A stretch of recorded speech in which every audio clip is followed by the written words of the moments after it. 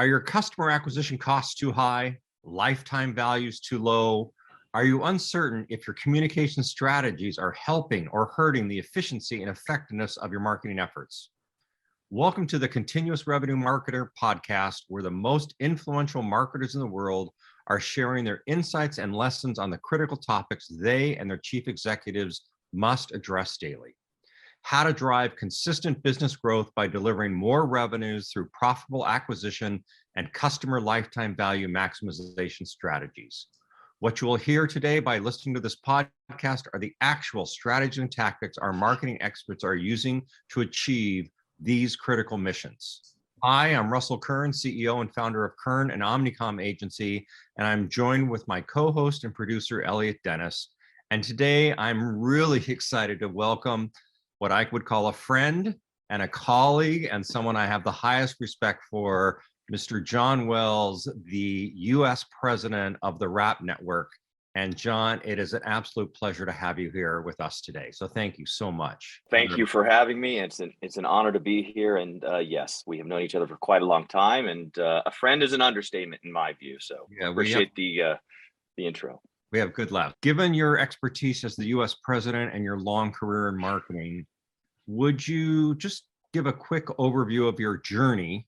And then we're going to get into where the world has migrated to for CMOs. So how did you get to your role? And what has made you successful in this role? Yeah, I mean, so I call myself the accidental marketer. So if you go all the way back to where I started, I got out of college. I was the 25-year-old intern because I didn't know where I was going or what I was doing, and kind of fell backwards into it. And it stuck. So I started in the branding world at an Omnicom agency called DDB and spent a good fair amount of time there. And when I was starting, this idea of integrated marketing and direct marketing was just kind of taking off. And I thought that the measurement of direct marketing and the data-driven approach was much more interesting than the branding approach, because you could see what you were doing and how you were making an impact with the client business in almost real time back then. And so I started that progression, and I just started in account management and liked understanding clients' problems and challenges, liked working in integrated groups across disciplines with creative and strategists and technology folks, and really solving solutions. So I just kind of went from one account job to the next account job. And it was really around just, working hard and focusing on what you've got, right? I heard this from the Navy SEALs, and I thought this was great. I try to make my world small, right? If you think about all of the things that you have to accomplish in the big picture, you'll be paralyzed by anxiety and stress and just get crushed of all the things you have to do. So in keeping my world small and working on what's in front of me and the next task and the next task and the next task, and just trying to do it really as best you can, has really enabled me to get where I am today. So, the conversations are the similar kind of from when you're an account executive to where I am today. Just the stakes are higher, I guess I would say. Yeah. So John, I think because most of our audience was CMOs, and you and I have worked together on accounts, we've competed against accounts. Wait, let's be clear. You beat me on accounts? Is that what you're really trying to say? No, I'm not. What I do think would be really important, because I know, is sharing the lessons that you've learned, and I'll try to add the lesson that I have learned from the CMOs that we've worked with. So, granted, you've had success as your career on the account side, but now for the CMOs, what have we learned? I could name one that was the toughest one we've ever had, who taught me the most, but you've worked with many. Let's think about 3 CMOs, and what are some of the big lessons that we've learned and they've shared with us that we could share back to other CMOs? Yeah, are you talking about just from a kind of a relationship and how we work with them, or are you talking about kind of from a marketing or all topics? A marketing philosophy. I'll give you an example. Like, we shared a CMO at DirecTV, and what that CMO shared with us was his relentless unhappiness. He called it, he had a better name for it than we have right now, but he was the relentless pursuit of continuous improvement with an incredible drive of nothing else. And he was willing to go to the mat for his company to break through.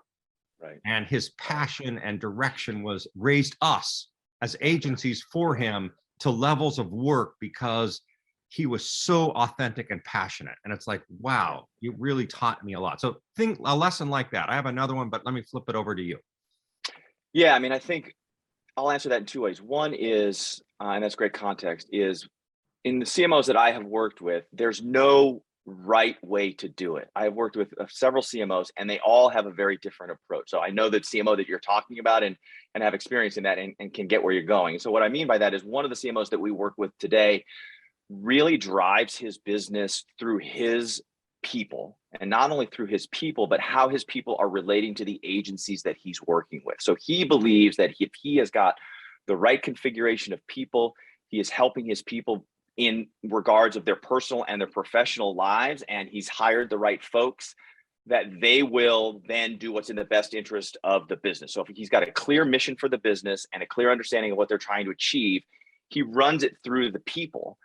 And then from an agency relationship perspective, I have never worked with another CMO that is more relentless on his team's accountability to the outcomes of marketing related to how he works with us. When I talk to him, I go fishing all the time. Are we doing a good job? How are we doing it? What are we doing? And he'll give us some criticism and some feedback, but it always reverts back to my team isn't doing X, Y, and Z. So I'm going to talk to them how they should be relating to you and how they should be expressing our mission and our goal. So that CMO is 100% around his people, his relationship with his marketing agencies, and it all drives through the folks, which was a perspective that I had not seen until this CMO. So I thought it was a very different approach. Oh, that's very interesting. So I'll give you one, and then maybe I'll give you time to think of a second one. So the one that I remember was, you have to have a common enemy. I remember the CMO saying is, who is the enemy? Because the mind of the consumer needs something to push against. And if we don't create an enemy that we're pushing against, then our messaging will not work. And I never forgot that lesson, which is, and especially now as we study the neuroscience, why that's so important, of the contrast between, we're not that, you know who that is, that enemy, but we're this. And I was like, wow, that is a genius marketing strategy. So maybe you got one more that you can be thinking about.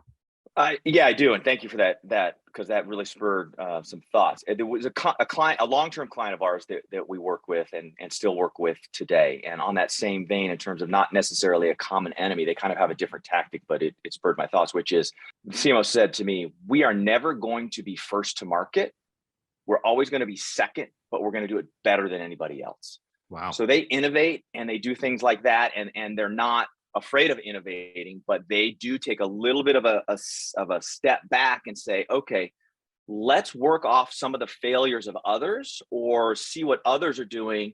Then we're going to take that back and we're just going to leapfrog them and we're going to do it better than them. And if that takes us a month, great. If that takes us a year, fine. If that takes us 5 years, fine. They don't have a horizon on when they're going to do it. They just want to be the best, and they're going to draft off of others in that regard. And that's not to say they don't ever innovate, but when they're talking about big decisions, they're always playing the long game, and they want to beat you through just being better than you and even taking things from you. Well, you have to give credit. Let's just, hey, I don't want to be the pioneer. I'm watching 1883 and I see the pioneers and nothing good is about to happen. Right? Nothing good is happening on their journey to Oregon. So let's talk about, because of your perspective across the US as the US president of all the RAPP offices, and we're just coming out of the pandemic, and who knows what's gonna be in 2022, 2023. What are they talking about as the trends to you? What are they speaking to you about what they want to accomplish this year?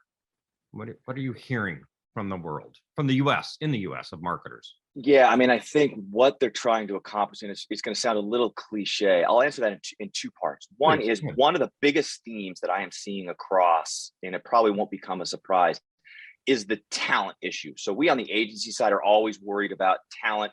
It's an open US market. You can live anywhere, really work anywhere from a remote perspective, and talent's at a premium, and people are leaving in droves and they're finding new places to work, stuff like that. Clients are not immune from that. I've had, and this has never happened to me before, I've had 3 CMOs ask me directly, Is my team doing okay? Because we are seeing a lot of attrition, and we want to make sure that we are still delivering on what you need to perform your jobs. I have never heard that in as long as I've been doing it. And I thought that was great. So one is they're laser focused on their organization and their talent and their people. Now, to answer your second question from a marketing perspective, is the world, as we know, has completely changed. Everybody having been, in the house for a long periods of time, everything has come to them. So the notion of customer experience has changed dramatically from even just 2.5 years ago. And so they're all trying to figure out what is the next iteration of it. Because we went from,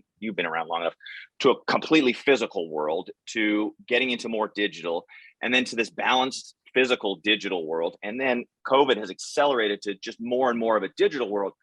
When we're coming out of that, what is the balance, and what does that look like between physical and digital, and is it still integrated, or are there two kind of identities at the consumer level? Is that this digital experience, but then you have a different kind of physical, identity and person. And so they're wrestling with how much of the world has changed is sticking, and how much of it is going to revert back, and what's the balance?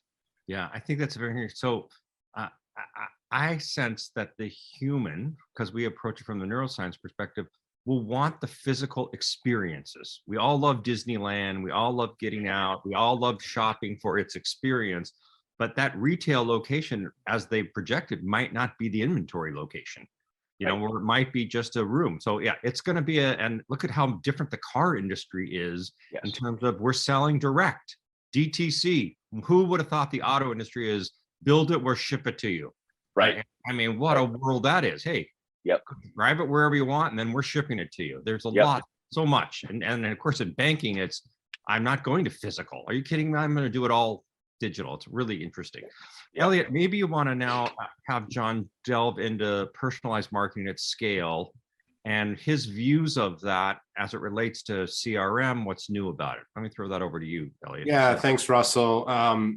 And John, I know you've spoken about this before in the past. So do you feel that the term CRM is still relevant today, given how consumers want to be approached, treated, and appreciated by brands differently than in the 1980s when customer relationship management was first termed?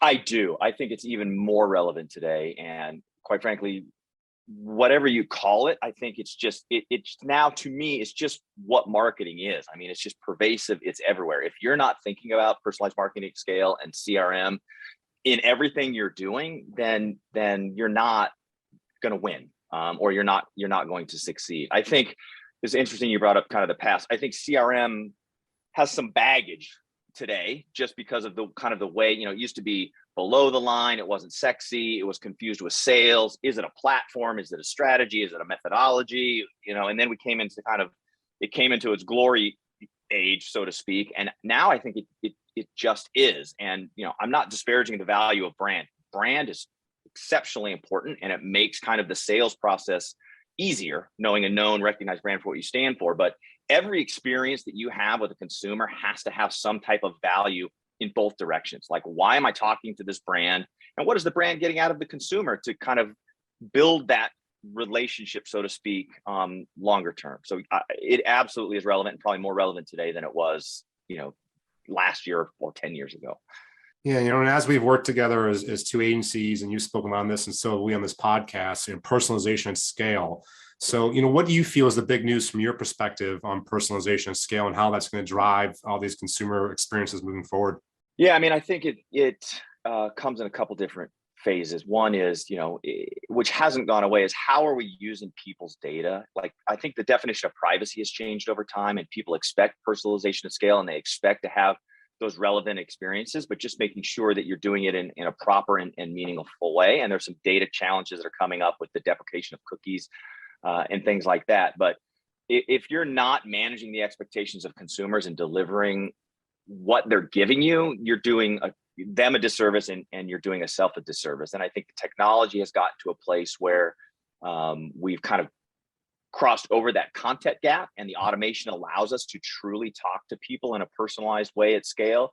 But you have to be doing it in a meaningful and respectful way, which I don't know is necessarily new, But as the proliferation of data becomes available and the channels that you can personalize become more and more available, like who would have thought we'd had addressable TV 20 years ago, right? So everything is addressable. And if you're not doing it in all of the channels, you're missing the boat. But you got to be doing it in a thoughtful way. Okay, so I have a follow-up to that, which is, so that everyone's got the technology, that's a commodity, everyone could do it eventually. Where is the uniqueness the agency brings to the CMO? What is our value of implementation from your perspective? Well, I think there's a couple different places, but where I thought you were going is kind of where you went. But one thing I would say is what we're seeing is in this world is, I got this actually from Omnicom University, is speed is a competence, right? So it used to be good, fast, cheap, pick two. Yeah. No, gone. I want all three, right? So if you can deliver the ROI on that, that's where it comes in. But the speed to market and personalization at scale, like you can't take weeks, months, whatever anymore to get to market with things that are relevant. Like it's tomorrow. Because guess what? The next day it's going to change. So I think we have quickly gotten into that mind frame, and we're getting better and faster. I think there is, some level playing field that you just said in terms of how people can do it. The differentiator is how fast you can do it and how fast you can adapt. I also want to go to this piece of relevancy, because our job is the human connectivity, right? What does relevancy mean from your perspective or some of your clients? Because that's such a broad term. So what does relevancy, communicate with relevancy mean? Relevancy is a big word, and it means a lot of things. I think, to me, the simplest way to do it is make sure you're not irrelevant. And what I mean by that is you don't have to have all of the bits and bops and everything down to, like, you're a blue-eyed person, you have kids and stuff like that. Just acknowledge who they are and some relevant piece of information, like you've worked with them before, they've bought from you before, their last purchase was this, they did an in-store visit, they looked at a vehicle, right? You don't have to boil the ocean, to use an overused term, to be relevant. You just have to have that one piece of information that lets the consumer know you understand who I am to some degree, and you've given me something or attempted to give me something of value. So that's good. It's not about perfection. It's about, hey, don't pretend you don't know me. If you know me a little bit, just show your hand and we're going to feel a lot better, because I'm not expecting you to be my best friend. You're still just the brand. You're still just a provider of service to me. Yeah. And that term relationship, right? Do people like, what does that mean, right? I'm not going to date my financial institution, right? So relationship is important, but let's be real on what relationship means, right? Right. That's a very good point. All right. So you have seen multiple implementations of personalization at scale. And I think the question, if I was a CMO, is, what's the ROI on all this, John? What have you seen? Why should I go on this journey that everyone's talking about now? Maybe you could share a couple of success stories or wins without breaking any confidentiality. Yes. So what we have tried to do with clients from an ROI perspective is, you're never going to get away from how much did I spend and what did I get, right? That, like, we're all for-profit businesses, and that's the game that we're playing.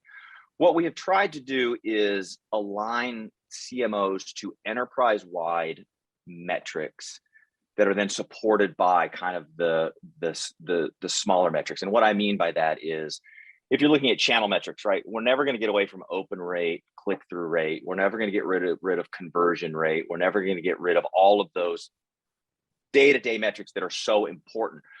But what does that mean to an organization at the macro level? Because organizations have been siloed for a long period of time, and people are working in contradictory areas. So how are we bringing that all together so that people are measured more based on large common goals, and how do their individual goals ladder up to that? Because you don't want to have conflict within organizations saying that I want to sell my product. So take financial services, for example.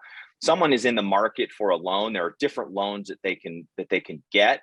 Don't have different groups within that organization fighting with the same customer for different products. What is the right product for that person that is also going to be of value to the business? So you're weighing what is the business value, what is the consumer value, and then how does that translate into business ROI? So it really starts from the top all the way down. I don't believe that you forego all of the day-to-day metrics for these airy-fairy Uber metrics. You've got to make them all work together. And have you seen big wins of those clients that you have implemented personalized marketing at scale? Are they getting big wins? Yes, and the reason that I'm pausing is I'm trying to think of tangible examples. So we have seen some large wins from personalization at scale. The challenge that we're facing right now is, which we always face, but now in particular, is what are the market dynamics that are driving those wins versus the marketing that we're putting out there driving those wins, right? So that's fast. Yeah, good point. That's where you have to go. And so what we also try to do through our marketing sciences is, and it's hard, what is the incrementality? So when you see big wins, clients' businesses are thriving in certain areas, but we try to help them understand what is the incremental value that we delivered. If we had done nothing, you would have gotten X. Because of what we did, we did Y. And you try to normalize for some level of market conditions. You know, the automotive industry is ridiculous right now. Everybody, I mean, lots of markets are ridiculous right now, but they can't keep cars on the lot and they're going for ridiculous prices, right? So they're having banner profit years. Is that because of the marketing? No, that's because of the supply chain and the demand and what's out there.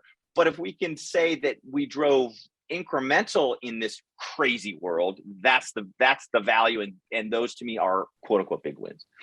Yeah, thanks, John. My closing question is that you've shared a lot about how CMOs can look ahead to evolve and transform their marketing organizations. So as you've implemented a lot of these programs for your clients, what are just maybe 2 recommendations you might give to help them avoid some unforeseen pitfalls that you've learned along the way? Yeah, so I don't know necessarily if it's a pitfall, but I think as they're trying to anticipate the future, the more things you try and the more things you test, the more times you're going to succeed, but you're going to fail far more times than you're going to succeed.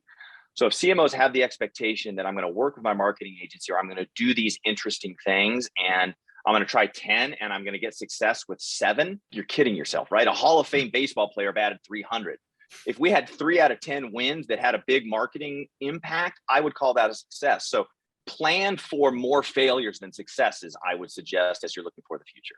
That's a really good one. Mhm. I want to have one, which is attrition. You know, we both on the agency and client side are dealing with employee attrition. Have you found anything that's keeping them, or have you seen anything in the marketplace that your clients are using to reduce that attrition issue? So what we have seen, we've done a lot of analysis on this, but it didn't take a ton to get to the answer, which is a contradictory term. But the vast majority of the people we are seeing leaving our organization were hired in this time period. So the folks that have been here 3-5 years that were prior to COVID, we're having a much larger attrition, less attrition, than that. So the point is, how are you onboarding those employees during this time period? One of my colleagues said about RAPP, which is our culture got us through this and we were able to thrive through this because of our culture. Now that we come out of it, we have to make sure that we continue to build off of that culture and that we don't lose it. Now, it may change a little bit. So I think you have to really understand how we are doubling down on the onboarding of new employees while not ignoring the old ones, if that makes sense. Yeah, no, it makes okay. And I think it for CMOs is whether it's hybrid or on-premise or 100% virtual, those first 90 to 180 days are critical for connecting a new person with the organization because the old ways aren't there. And so loving them from day 1 and day 2, and really the coaching process. The senior leaders are one thing, but it's that big middle. It's the doers. It's the army that really needs the love, and we just can't assume they're going to stick because they're a new job away. They're a new phone call away. You know, I just pick up my phone. So I think onboarding seems to be critical. I know that's happening on our side as well. So John, I want to thank you for sharing your wisdom with me. and your time today. And I hope we get a chance to have another conversation on a new topic. And on behalf of Elliot and myself, I want to thank everyone for listening. Please make sure you subscribe so you don't miss any other future episodes. And until next time, I'm Russell Kern. The Continuous Revenue Marketer has been brought to you by Kern, an Omnicom precision marketing agency that helps Fortune 500 companies increase revenue from customer acquisition to loyalty through personalization at speed and scale. For more information, please visit kernagency.com.